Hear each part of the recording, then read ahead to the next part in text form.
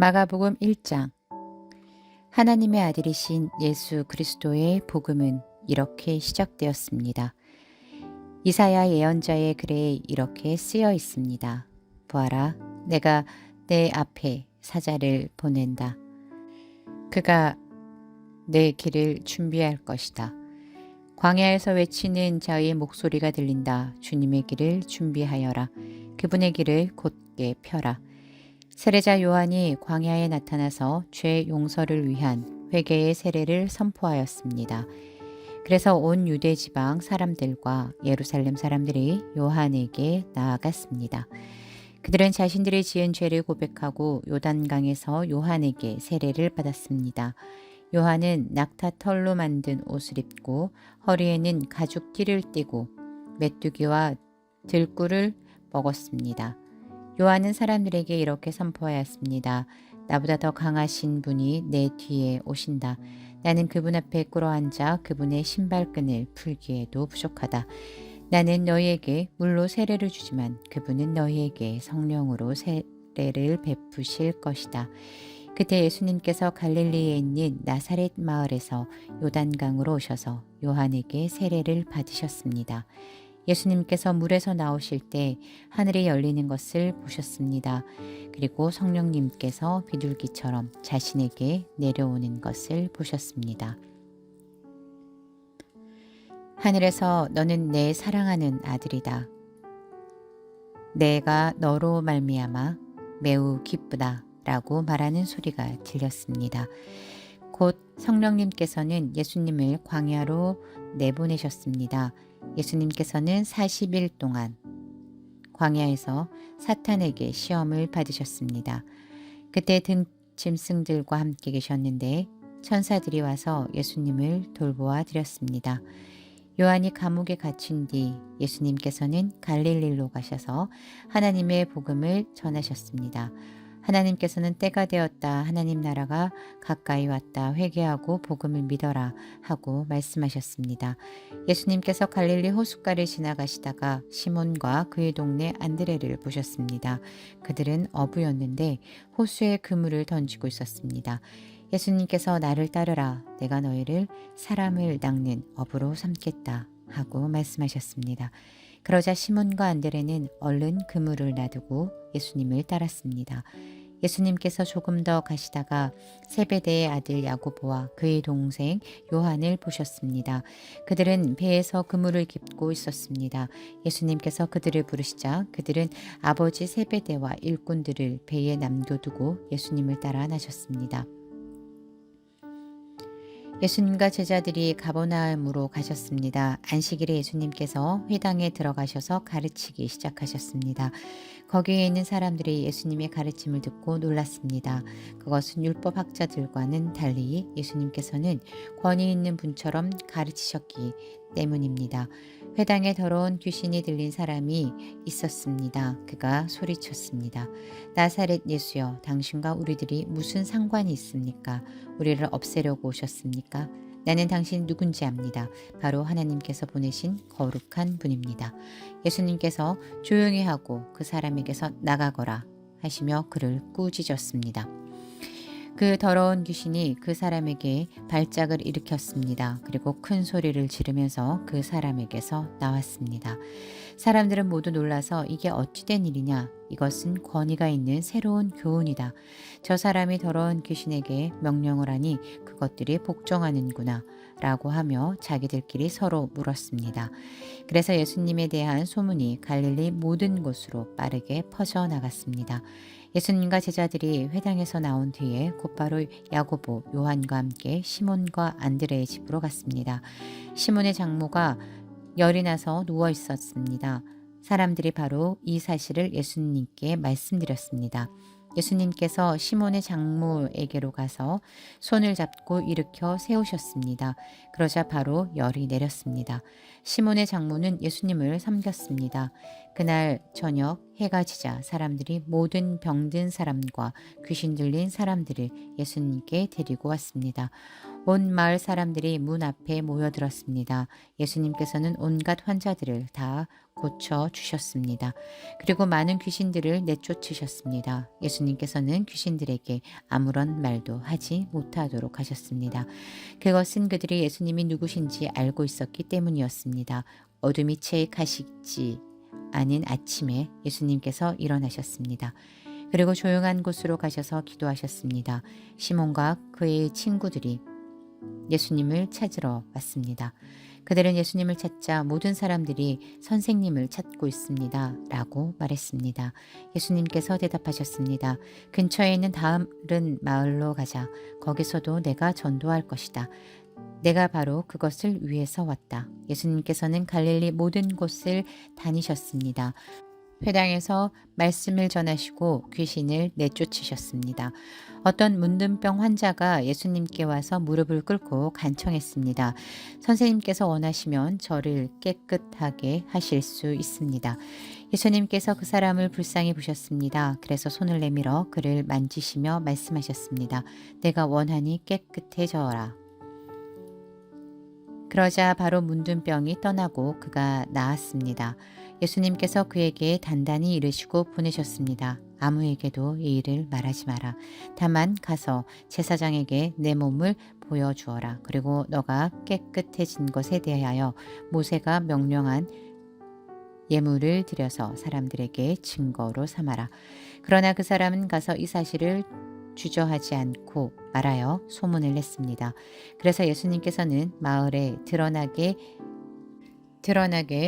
들어가실 수 없을 정도가 되었습니다. 예수님께서는 사람이 없는 곳에 머무셨습니다.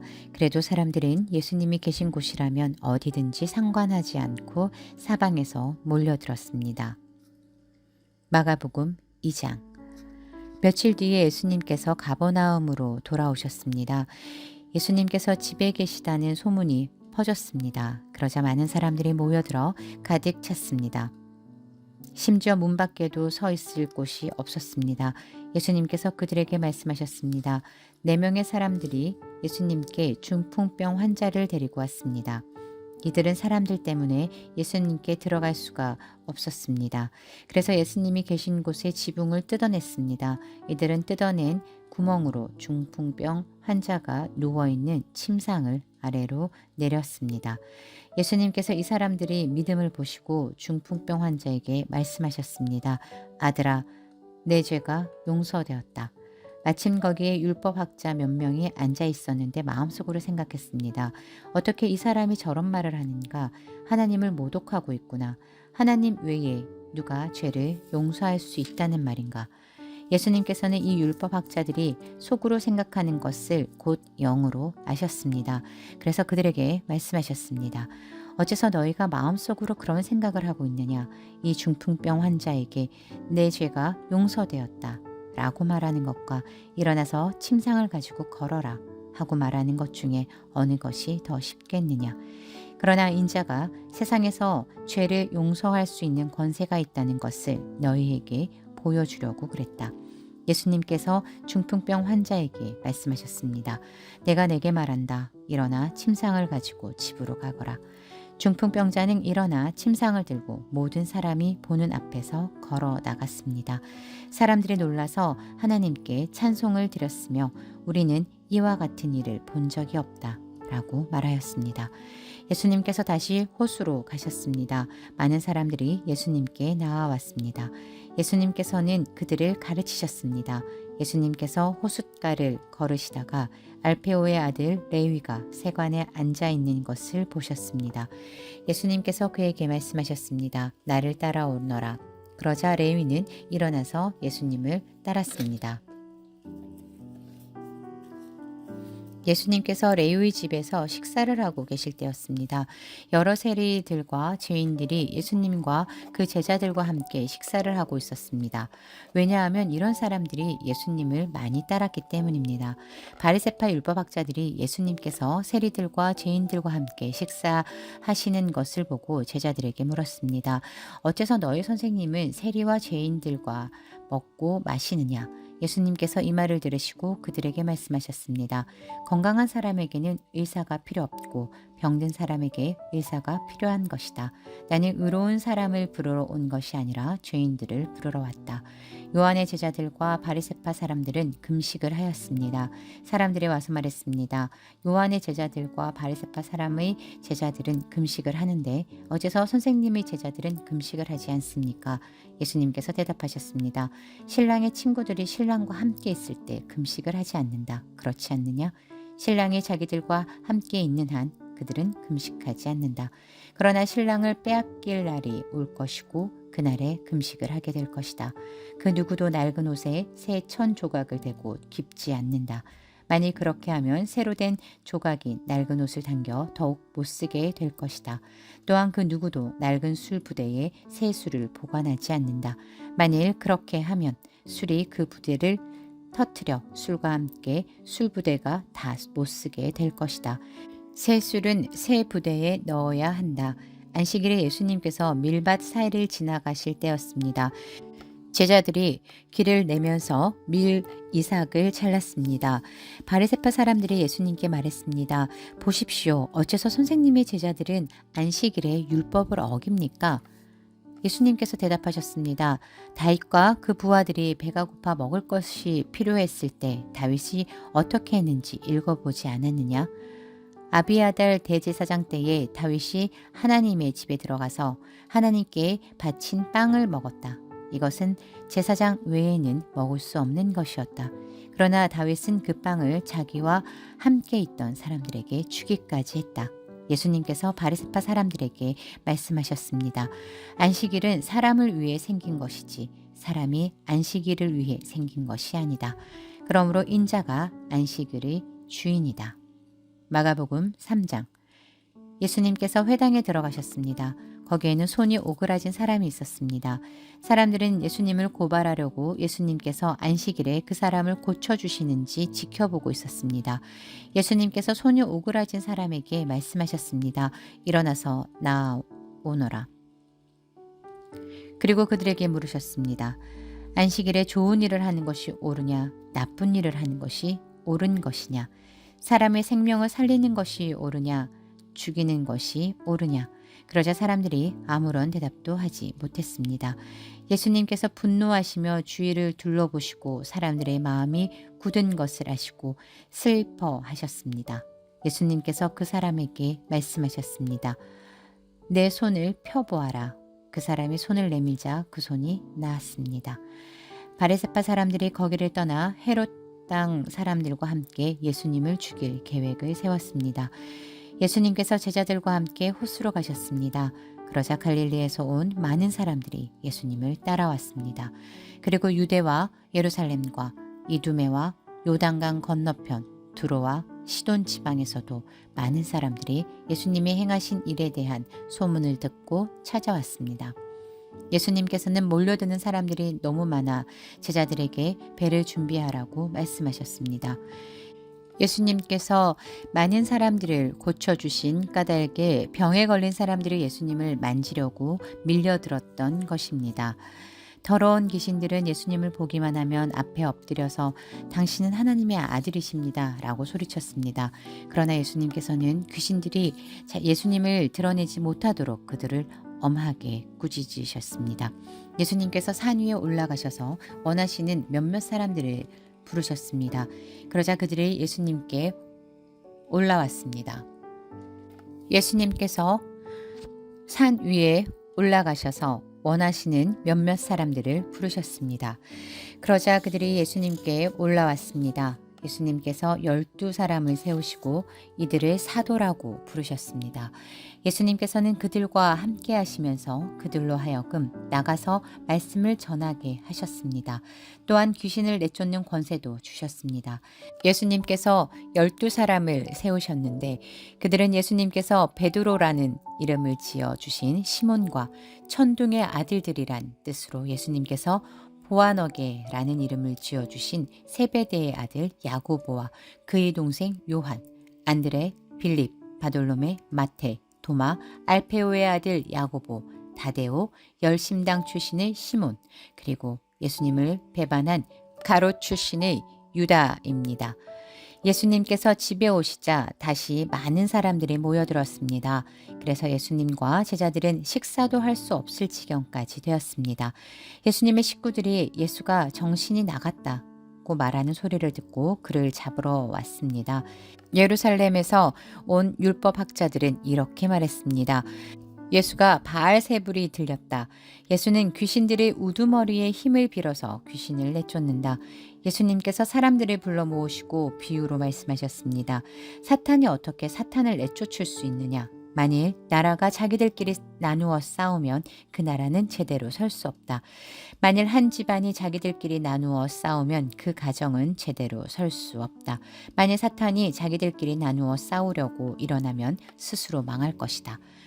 먼저 힘센 사람을 묶어놓지 않으면 그 사람의 집에 들어가 그의 재산을 약탈할 수 없다.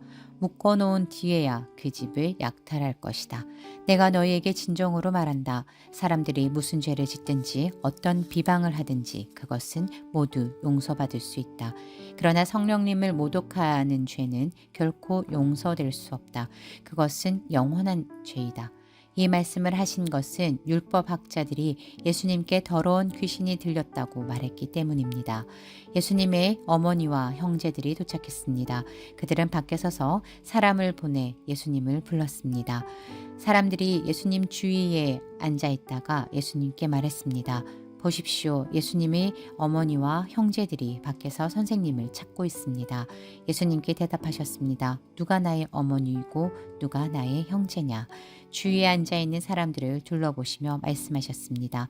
보아라, 내 어머니와 형제들이다.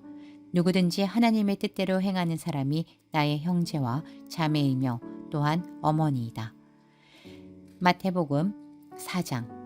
예수님께서 다시 호숫가에서 가르치시기 시작하셨습니다. 수많은 사람들이 예수님 주위로 모여들어서 예수님께서는 호수에서 배에 올라타 앉으셨습니다. 사람들은 호수 주변에 있었습니다.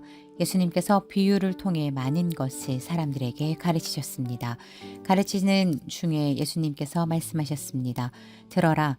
한 농부가 씨를 뿌리러 나갔다. 농부가 씨를 뿌리는데 어떤 씨는 길가에 떨어졌다.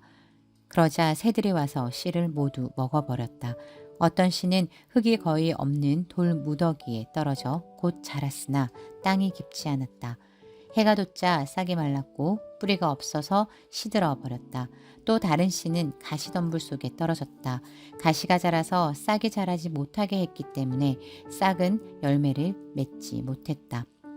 또 다른 씨는 좋은 땅에 떨어졌다. 싹이 나고 자라서 열매를 맺어 어떤 것은 30배, 어떤 것은 60배, 어떤 것은 100배의 열매를 맺었다. 예수님께서 들을 귀 있는 자여 들어라 하고 말씀하셨습니다. 예수님께서 혼자 계실 때 12 제자들과 예수님 주변에 있는 사람들이 이 비유에 대해서 여쭈었습니다. 예수님께서 말씀하셨습니다. 너희에게는 하나님 나라의 비밀을 알 수 있게 하였지만 밖에 있는 사람들에게는 모든 것이 비유로 주어진다. 이는 그들이 보기는 보아도 알지 못하고 듣기는 들어도 깨닫지 못하게 하여 돌이켜 용서받지 못하게 하기 위함이다. 예수님께서 사람들에게 말씀하셨습니다. 너희가 이 비유를 이해하지 못하느냐? 그렇다면 어떻게 다른 모든 비유를 이해하겠느냐? 농부는 말씀을 뿌린다. 길가에 말씀이 떨어졌다는 것은 하나님의 말씀을 들었으나 곧 사탄이 와서 그 뿌려진 말씀을 빼앗는 사람을 말한다. 돌 무더기에 씨가 떨어졌다는 것은 말씀을 들을 때 기쁨으로 즉시 받아들이지만 속에 뿌리가 없어 오래가지 못하고 말씀 때문에 환난이나 박해가 일어나면 곧 넘어지는 사람이다. 가시덤불에 씨가 떨어졌다는 것은 말씀을 듣지만 세상의 염려와 재물에 대한 유혹과 그 밖의 여러 가지 욕심이 말씀을 가로막아서 열매를 맺지 못하는 사람이다. 좋은 땅에 씨가 떨어졌다는 것은 말씀을 듣고 받아들여 30배, 60배, 100배의 열매를 맺는 사람이다. 예수님께서 그들에게 말씀하셨습니다. 등불을 침대 아래나 돛박 밑에 두겠느냐? 등잔대 위에 두지 않겠느냐? 숨긴 것은 나타나고 비밀은 드러나게 마련이다. 들을 귀 있는 사람은 들어라. 예수님께서 그들에게 말씀하셨습니다. 너희가 듣는 것을 마음에 새겨라. 너희가 다른 사람에게 주는 만큼 너희가 받을 것이며 그 외에도 더 주실 것이다. 가진 사람은 더 받을 것이고 가지지 못한 사람은 가진 것마저도 빼앗길 것이다. 예수님께서 말씀하셨습니다.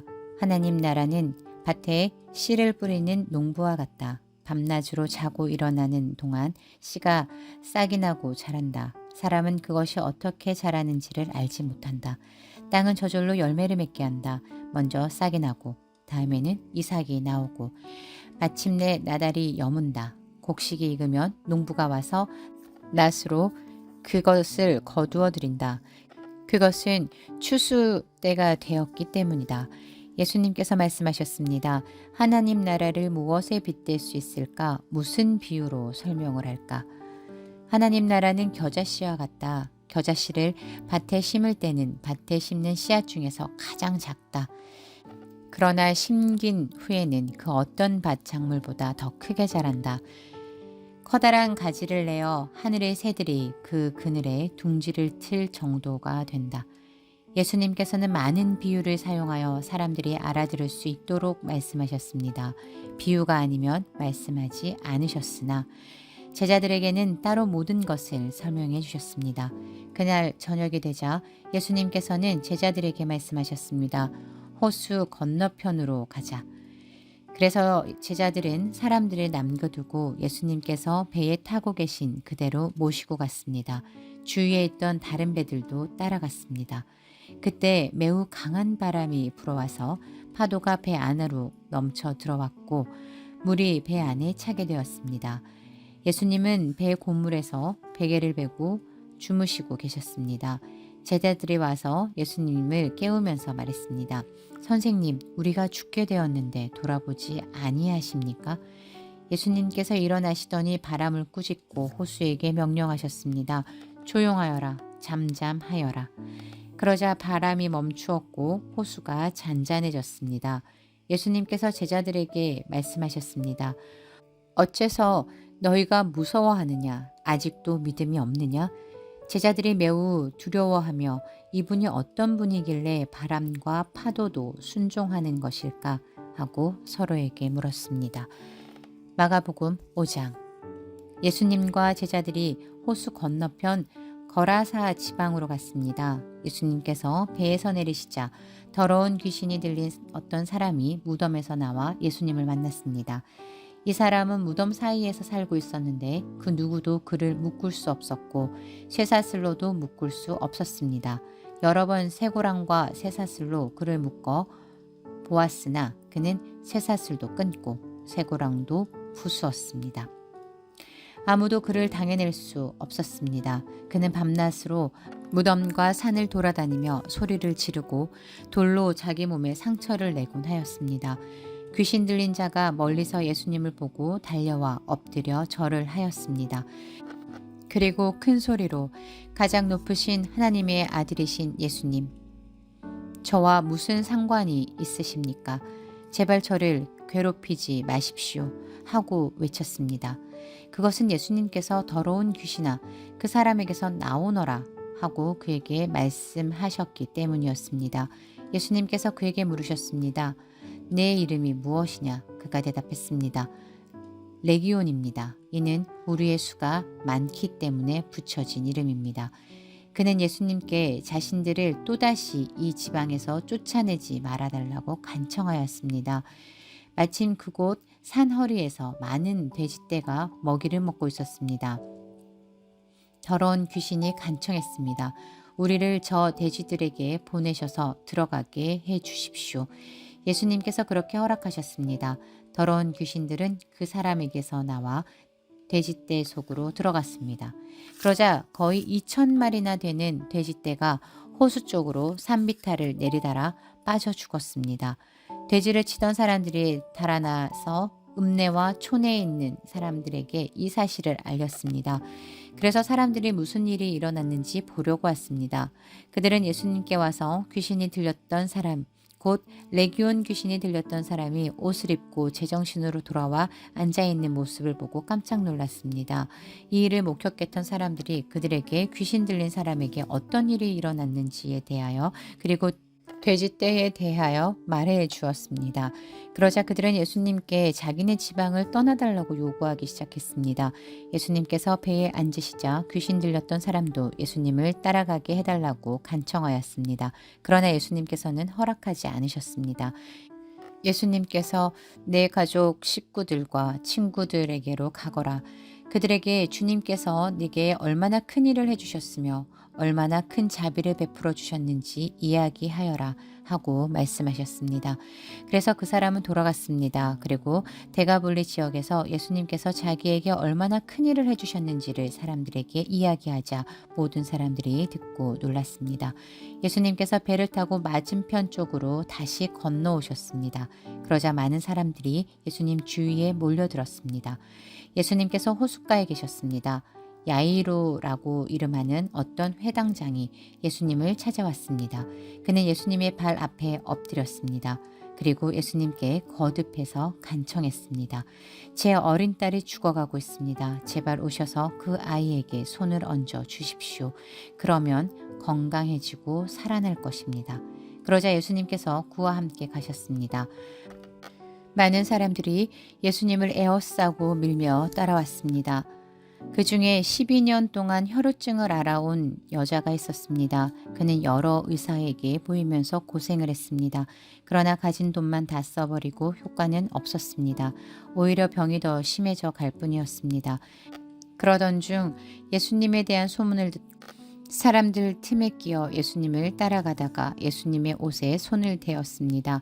그 여자는 옷에 손을 대기만 하여도 내가 나을 거야 하고 생각했습니다. 그 즉시 피가 흐르는 것이 멈췄습니다. 그녀는 자신의 병이 나은 것을 몸으로 느꼈습니다. 바로 그때 예수님께서 자신에게서 능력이 나가는 것을 느꼈습니다. 그래서 돌아서서 물으셨습니다. 누가 내 옷을 만졌느냐?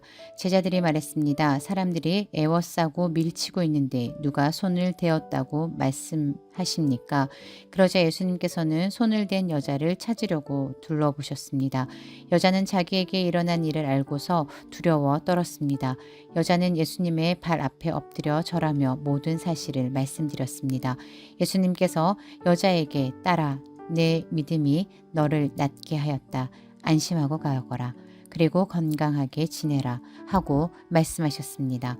예수님께서 계속 말씀하고 계실 때 회당장의 집에서 사람이 와 회당장에게 말했습니다. 따님이 죽었습니다. 왜 예수님을 계속 번거롭게 하십니까? 그러나 예수님께서는 이 말을 무시하시고 회당장에게 두려워 말고 믿기만 하여라 하고 말씀하셨습니다. 예수님께서는 베드로와 야고보 그리고 야고보의 동생인 요한 외에는 아무도 따라오지 못하도록 하셨습니다. 그들이 회당장의 집에 도착해 보니 몹시 소란스러웠습니다. 많은 사람들이 크게 소리를 내며 울고 있었습니다. 예수님께서 들어가셔서 사람들에게 어째서 소란을 피우며 울고 있느냐? 이 아이는 죽은 것이 아니라 자는 것이다 라고 말씀하셨습니다. 사람들은 예수님을 비웃었습니다. 예수님께서는 사람들을 모두 내보내시고 아이의 부모와 제자들과 함께 아이가 있는 방으로 들어가셨습니다. 그리고 아이의 손을 붙잡고 달리다 굼이라고 말씀하셨습니다. 이는 번역하면 어린 소녀여 일어나라 는 뜻입니다. 그러자 12살 된 소녀는 즉시 일어나 걷기 시작했습니다. 이것을 보고 사람들은 놀랐습니다. 예수님께서 아무에게도 이 일을 알리지 말라고 엄하게 말씀하셨습니다. 그리고 아이에게 먹을 것을 주라고 말씀하셨습니다. 아멘.